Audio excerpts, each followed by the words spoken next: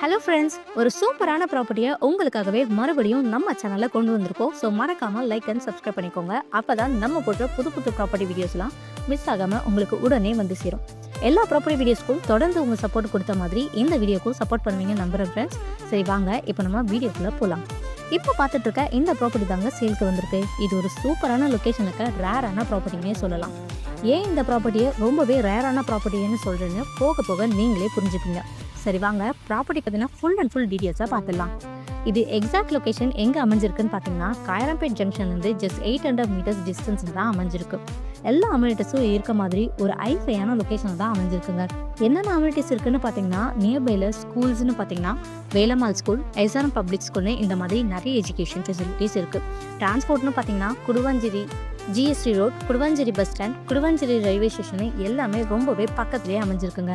வேலை வாய்ப்புக்கு பார்த்தீங்கன்னா இன்டிமேட்டேஷன் அண்ட் ஜோஹோன்னு இந்த மாதிரி நிறைய பெரிய பெரிய கம்பெனிஸுமே இருக்குது.